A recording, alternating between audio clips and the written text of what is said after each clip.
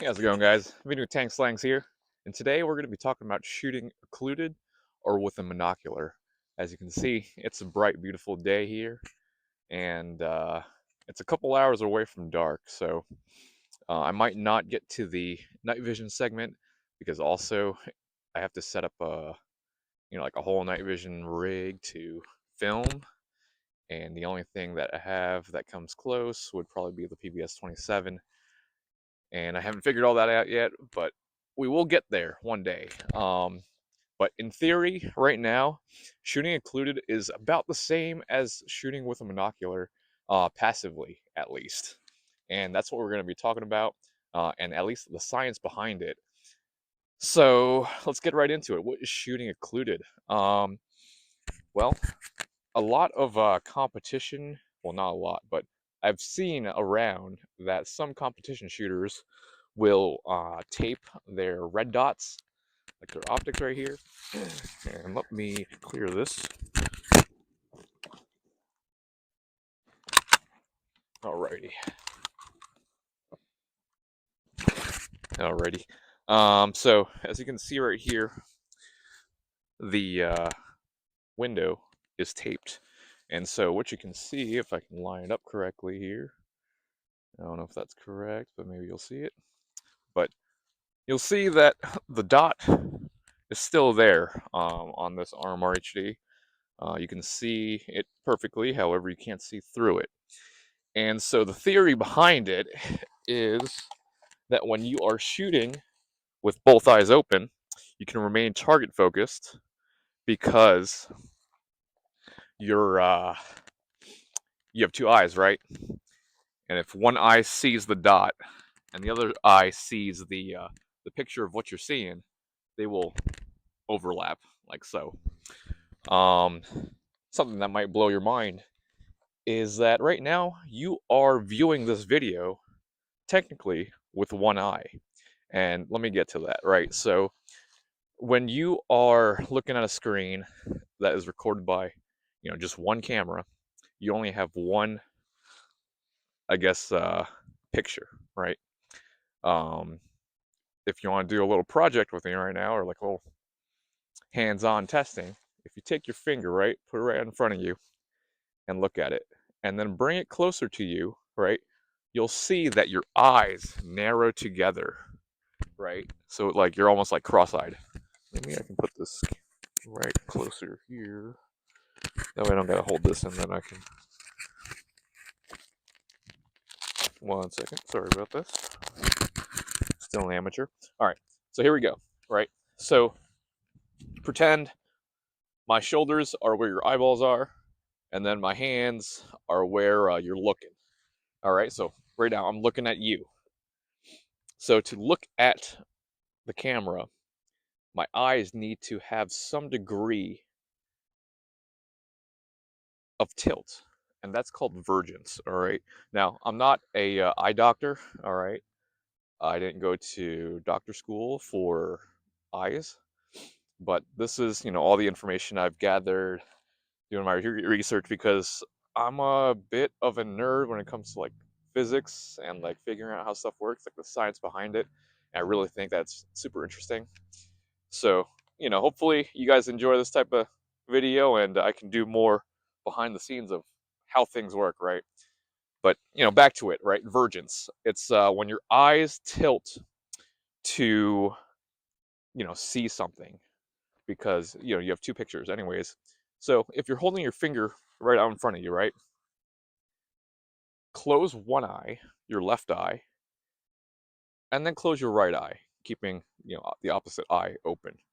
You'll see that your finger moves, right? Because you have two eyes and they both see from a different angle. Um, and so, anyways, there you go, right? And so, get back right on topic. Vergence is the tilt of your eye, and then two eye parallax is when you put your two images together. So whenever you have your finger really far out like this, right? And you do like the weird blink where you close one eye and open the other one, you'll see that the finger doesn't really move. And if you look out into something further, not on screen, like somewhere in your room or wherever you're watching this video, and you do the same thing, you'll see that the image shifts slightly, right? That's the two-eye parallax, where you see one image and you see the other image, and you put those together, and that's how your brain works, all right? Those two things I just said, two-eye parallax and vergence, which is the tilt of your eye, are the only things, the only cues for your two eyes. Now, there are 19 other cues that just only use one eye. And we'll get into that after I shout out uh, some of my friends' things, and then my business, I guess. So first thing is, if you haven't seen it around already, Pew Traders is a new website that is similar to like Arms List Tech Swap, um, not kind of gun brokery, not really, but pretty much is a place where you can post your things online to sell and trade and see what's around. It's just a listing website that is completely free. And my friend started it up, and he said that his plans are for it to be completely free and to open up a subscription system if you would like to um, support him. So check out Pew Traders. It is growing daily. I'm not getting paid to say this. He's just my friend, and I figured why not shout out Pew Traders to my 700 subscribers, which is kind of sad, but at least you're here. You might be skipping through this anyways, so it doesn't really matter what I'm saying right now. I like to poop in the dark. Okay, anyways, so second thing that I want to shout out is this new sprinkle sling that I have designed and finally got printed and made. And so, well, I sewn it up. So it's like 300 or so sprinkles that I spent 2 hours spinning around. It was a very big pain, and my eyes just see spinning sprinkles, even though it's been 2 weeks now. But yeah, staring at the screen at this was not fun, but it is fully custom. I made it. I had a webbing company print it, and then I sewed it up. So if you would like one, I think I have like 70 more that I can make. Feel free to hit me up in my Instagram at TangSlangs or on Facebook. You can also find me there. But yeah, right now it is in a 2-point sling configuration. They do not come with the sling attachment points. However, if you buy these HK style snap hooks, like I've shown in my other videos, you can turn the 2-point sling into a 1-point like such. And hopefully I can get this over back my head here. Alrighty. These wings on these amps is a pain, but I do like them.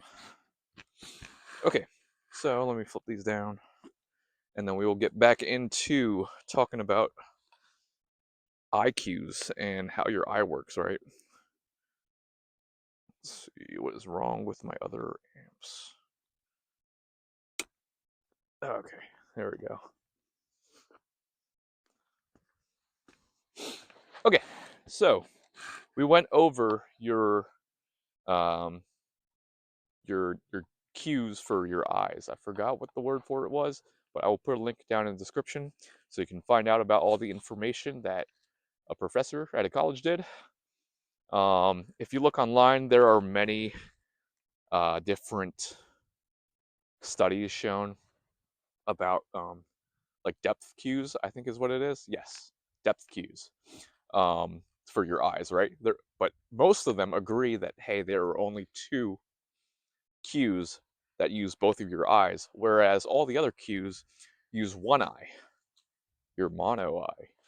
And so we'll get into those. One of those is motion parallax, and that is things moving side to side. So right now, you see that, hey, I'm moving side to side.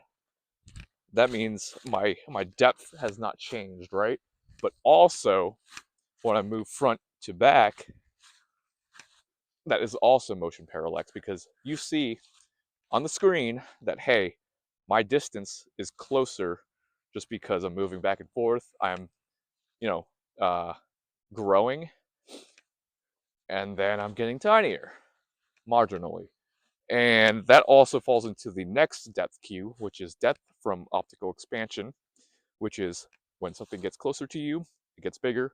When something, gets further away from you, it gets smaller. The next one would be a relative size, and that would be, hey, this target, or these targets are about the height of a human. So your brain, now this wouldn't be like your eye, but it would be your eye and your brain, is saying, hey, these two things are about the same height, so you can deduce that they are the same distance away from you. The next thing is kinetic depth parallax, and I quite literally just forgot what that means. But I'm pretty sure it is also something that has to do with coming closer and getting away from you. Familiar shape is, hey, that silhouette or me, right? I look like a person. Your brain recognizes that, hey, it's a certain size. So, like, if I get closer to you right here, I'm one size. If I get further away, your brain kind of associates and knows that, that distance, that depth. Another one is familiar size. So again, I'm the shape of a human. So, estimated size is, hey, you see something off in the distance, like that tree, right? You can estimate that it is, I don't know, 20, 25 yards, or 20, 25 feet, tall, because it's a tree. They're usually around that height, if not taller, but that one's kind of like young. Uniform size, you can see that one tree is the same size as all the other trees just by, looking at them, I guess. And then we go into like parallel lines. So we don't really have many parallel lines, and this is kind of like roads, right? When you're looking down a road, the road converges into one point out into the distance if you're driving on a straight road. And that, in life and in art, can have that tunnel effect, if you know what I mean, is everything goes to one point, because when you're looking at something, when it gets further away from you, it gets smaller. So, and I can keep going on with the rest: texture gradient, horizon effect, surface shading, recess shading, shadow shape, shadow size, location, and blurriness, atmospheric effects like fog, like whenever you're looking out into the mountains get like foggier as it goes past. That's atmospheric conditions. If you look on the ground here, you can see my shadow is a certain size. All the other shadows, like, you can look past there and you see the little small pond right there. There is some gradient going into the pond, also some recess shading. And then we'll finish it out with accommodation and pupil response, which is, similar to vergence, where, like, your eyes need to focus on something out in the distance, whereas some things are blurrier and other things are not. Whenever you're taking a picture, you need to focus on whatever's closer to you to get that image sharp, but then everything behind it, gets blurry, right? It's the same exact thing. And also, say if you do have a PVS-14, or if you have an optic and you shoot, further than 100 yards, or, even longer, you have like a 5 to 20 magnification optic, you need to, adjust that focus. I think it's parallax. I forgot off the top of my head. I know whenever I see it, but you have to adjust that left side wheel to make your image sharp before you shoot, right? That way you can, identify your target and then get proper hits on where you want to. And then the next one is depth from defocusing. So, like, whenever you're looking out and then looking towards something close, your eyes know to refocus something. So, accommodation, pupil response, and depth from defocusing. It's, a lot of these cues go hand in hand, these depth cues. And then the last one I want to mention is occlusion. So pretty much something in front or behind something, you can tell because your brain knows, hey, this thing is supposed to be a certain size. Like you've seen a gun before, so you can relate it with, hey, there must be more, or it must be further behind. You know what I'm saying? What you're looking at first, and then whatever's behind it. So hope all that rambling, you got some information. Again, I'll put the link down if you're really interested and you can learn even more. But to get to what this video is about, it's about shooting occluded or using a monocular, right? And we're going to go over using a monocular first, because the thing is, shooting occluded, I'm going to show you, but with a monocular, I can't really show you what I see because I would need 2 cameras, and then I would need a really good editor, and I can't afford either yet. But pretty much shooting with a monocular, right? You only see one picture, one eye, right? And so that, I guess what really grinds my gears is when somebody's like, hey, I don't want to get a monocular because I want depth perception. And if you just, listen to everything that I went over just now, is that there are 19 other depth cues other than the 2 that use your 2 eyes, right? There are 2 depth cues that use 2 eyes. There are 19 that use 1 eye. So while yes, you might get a little bit better depth perception with a bino night vision unit, using a monocular is not that crazy of a downgrade in performance if you know how to use it. And today that's what we're going over, how to passively shoot while using a monocular or shooting occluded in daytime. Obviously, you wouldn't really want to shoot occluded in like a normal firefight because you want all the information your eyes can give you when there is light. However, say you're shooting for the first time, or you're trying to get into competitions and you want to like game the system to shoot faster, right? Then you can tape up your red dot like so, and then try to remain target focused and learn to shoot with 2 eyes. And that's ultimately the goal, right? Is to show you that, hey, you can shoot with 2 eyes still in the dark using a monocular if, say, you are a righty, right? And I'm not going to take off the cover on my T2 here. And then I will also show that I am empty. All right, empty. And I will be pointing at the camera. So, I'm looking at you. I have my red dot on the camera. Both eyes are open. How do I have the red dot on the camera? Even though the cap is covered and all I see is black, is because your eye sees, your right eye, your dominant eye, or whatever side eye you're shooting with, looking down into the red dot with, sees the red dot. And then your other eye, that is unobstructed, sees the image you want to see in the distance. And then overlays it. Science. So, I would love to show you guys again, like I did earlier. But again, the camera only has one lens that it shows out of, so it wouldn't be able to, overlay that picture. But if you have a red dot yourself, or any sort of optic that lights up, whoops, that fell. Hopefully I didn't miss too much message. If you have a red dot, I invite you to pull it on out, make sure it's empty, and then just point it with both eyes open and see the picture. All right. Now put some tape on your red dot and then point at like your light switch or something with both eyes open. And you can still see that, hey, your red dot is on the light switch. Okay, shooting occluded. There's your first step into that. And you're thinking, okay, all this like witchcraft magic, how accurate can you be by shooting occluded? Well, the thing is, the further out your target is, the more accurate your red dot would be.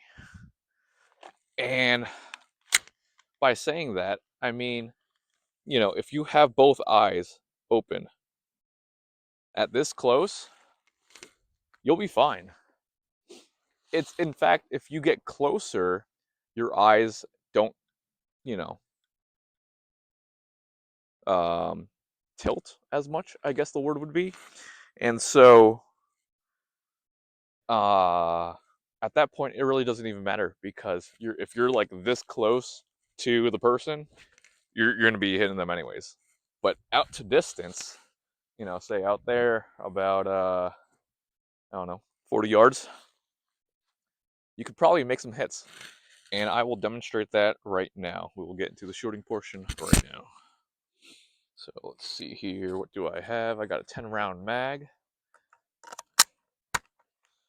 My cover is still on here. And we'll be taking some shots. Maybe I will step over here. That way you can see. And hit, miss because of my fault.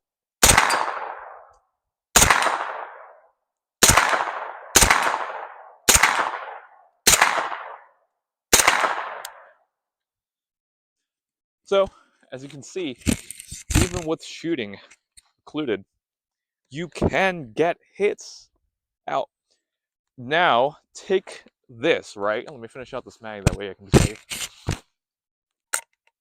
Oh, it is finished. Wow, look at that. Anyways, with this theory in mind, knowing that you can shoot occluded in the daytime, why would this be any different than shooting with a monocular, a PVS-14 at night? It wouldn't, because your eyes are still in the same place. The way you hold your gun is still in the same place. Your gun remains zeroed, hopefully. And yeah, I think that's all the points that I have to make. I mean, walking around with monocular is pretty much all I did in my military career, mainly because I only used it in boot camp in the Marine Corps. So other than that, I mean, after I got out of that first year of training, I went out and got myself a monocular. And for the next 4 years, that is all I used. I got a 5-year contract. That's how that maths up. And I got really good at using the monocular, just walking around, because the thing is, all the 19 other depth cues that you use help you see depth. So I could be sprinting around with a monocular doing probably just as well as someone that has binos. But the thing is, I now have an added advantage, right? Because one eye is blocked by the PVS-14 and the other eye sees what people that don't have night vision see. So, say you're standing in the shadows, right? And the light from a building, the floodlights from a building, is shining out into the forest. Well, if you look down and you realize that the tree isn't shading you, you now see kind of what other people see. So maybe you're a little bit lighter behind one tree versus hiding behind another one, right? This allows you to, have more situational awareness about what you look like under night vision or without night vision. So I don't know. It's always been an advantage to me to be using a binocular over duals because of that extra situational awareness of, hey, one eye is not aided by night vision, so you can, I don't know, like I've been saying, see what person that doesn't have night vision sees. Now, are you going to be fighting people who don't have night vision or with night vision even? Probably not. You're probably not going to be fighting anybody other than cardboard targets like me. But these are all theories that are nice to know um, when you need them. So, go out and practice shooting occluded, and yeah, let's put some more rounds down range because I'm getting tired of targeting, and I think I got my point across. All right, so we are gonna keep shooting occluded today, and I guess get into that shooting portion where I talk about shooting in daytime, occluded, which I did visit before, but I'm just gonna keep rambling. Is since you're maintaining a target focus, right? Instead of looking down into your red dot and looking through the optic, closing one eye to just look down your optic, when you open both eyes, you're faster because you see more things, right? So we're gonna do one eye. I'm gonna close one eye, and then we're gonna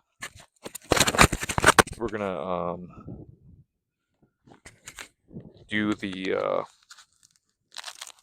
way where I don't close the other eye. I gotta figure out how to get this mic better. Okay, so if I'm shooting with one eye, obviously I need to see through the target. And also at this range, it doesn't really matter. So I'm gonna be shooting these two, and then I'm gonna shoot that far one.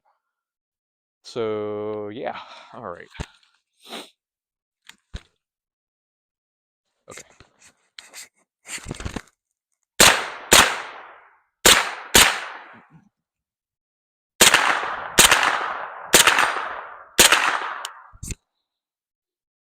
Alrighty. So yeah, like I got kind of sucked into my target.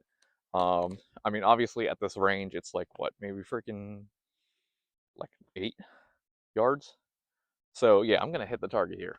Both A zone, obviously. I dropped 2 out there. I hit once. I don't know. Maybe I am playing myself, but let's shoot it occluded with yeah, both eyes open. All right.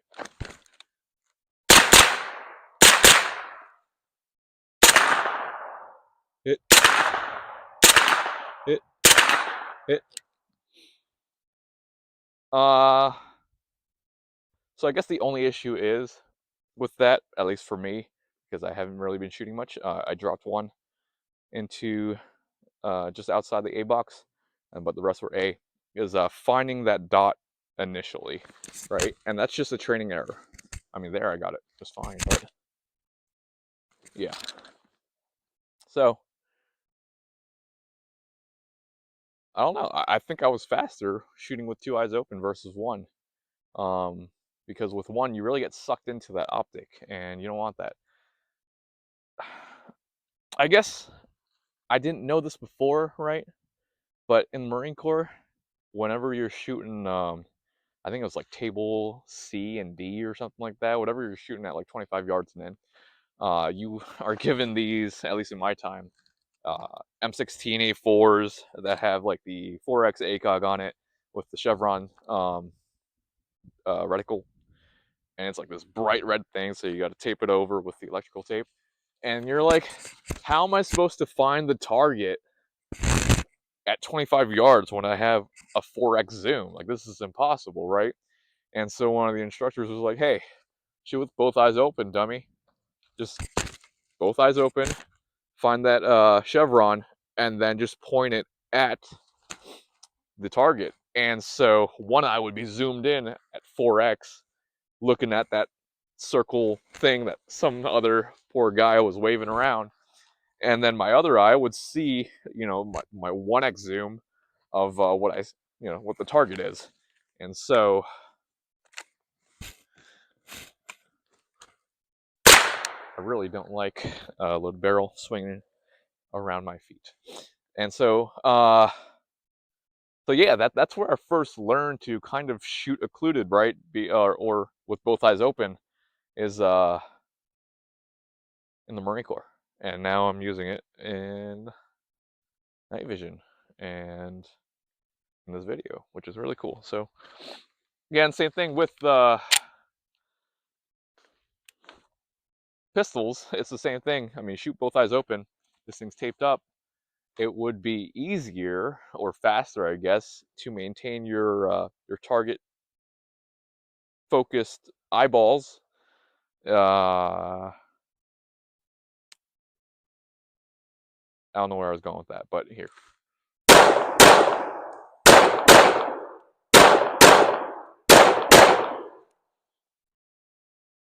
So, yeah, I mean, this works. This one's a little bit harder.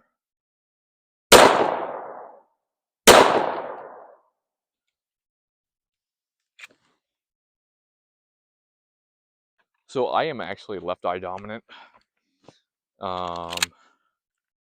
So this should be actually easier for me, but all I see is my right eye. So, I don't know. I haven't spent much time on it, and I'm probably not shooting this right, but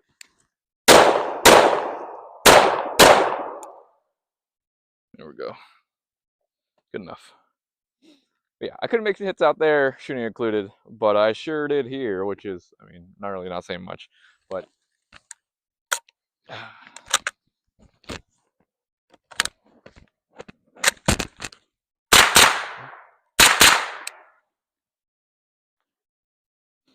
so yeah, I hope you learned something. I don't know if I was just rambling on for however long this video has been, and hopefully my mic still is on. Yes, it is. Thank you.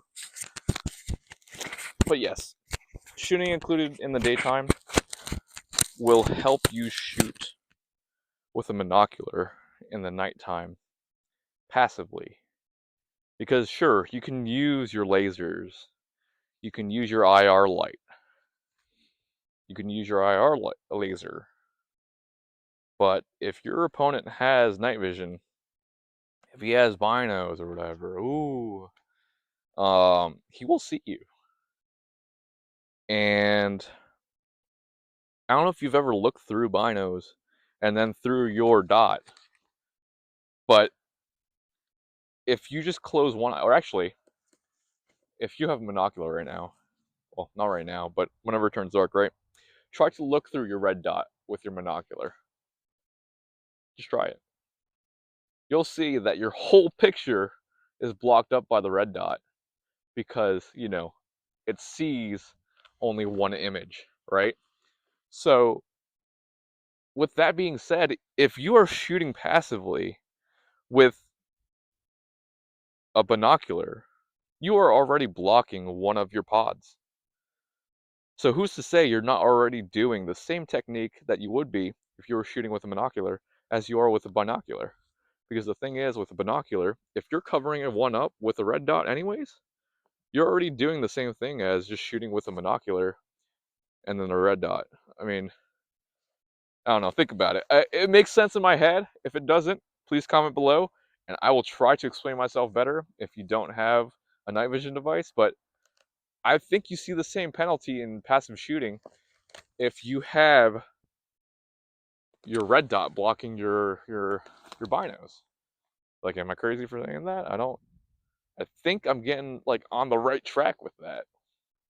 I mean, actually, pick up your rifle or your gun, right? And just close the eye that isn't looking down the red dot. Or your optic, whatever. I don't know, I keep referring to a red dot because this is a red dot. You'll see that the gun takes up, you know, the whole center of your vision, right? And with night vision, I think you only get like 40% or 40-degree field of view. And that 40-degree field of view is going to be taken up by your optic anyways. So, are you not shooting Occluded already? You pretty much are. Just food for thought. I mean, think about it. Well, anyways, thank you for tuning in. I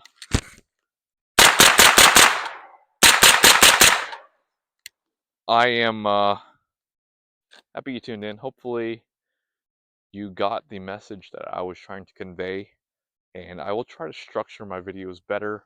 I kind of just like going off the cuff and like not rehearsing anything and just having one cut. That way I don't really have to edit. This is just a passion project. making slings is just a hobby for me, and I love how it has blown out of proportion. I've sold, I think, like just over 1,000 slings last year. So thank you for all the support. I really, really appreciate it. Um, it's been a blast. I love that you guys love the slings that I make, and I'm glad that they are up to your standards, if not even better. I know a bunch of you guys have swapped out all your slings for mine, and I really appreciate it.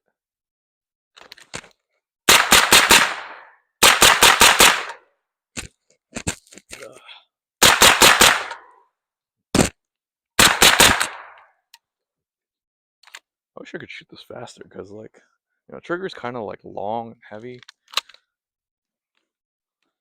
I really just want to like let it rip.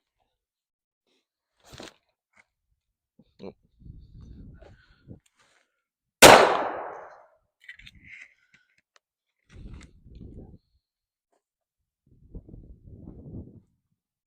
Yeah, this holster is a little bit of getting used to. Still haven't put enough rounds down, but as you can see, we are in a different spot. I haven't mentioned it throughout this video, and I kind of just forgot, but this is the new land. I hope to be doing more videos here. I love this place. There's plenty of room and no neighbors for me to shoot. And yeah, hopefully I can come up with something else that is really interesting, at least to me, to show you guys. I will be coming out with another T7 video hopefully soon. And I guess that's all I have. Oh, other than, if you've been checking out my sweet kicks, these are South Beach Roadie vans that I had drawn up, like the design, South Beach Roadie, and then sent it over to Vans and had them print out. My buddy Max at Meredith Concepts, he was the guy that gave me the idea for South Beach Roadie, so thank you, Max. And me, along with him, and I think a couple other people ordered these, and yeah, we don't have many of them, but if you are interested, I will create another pre-order list, and we will get these made and sent out to you. Again, thank you for your time. I hope you have a great day, and have a good one.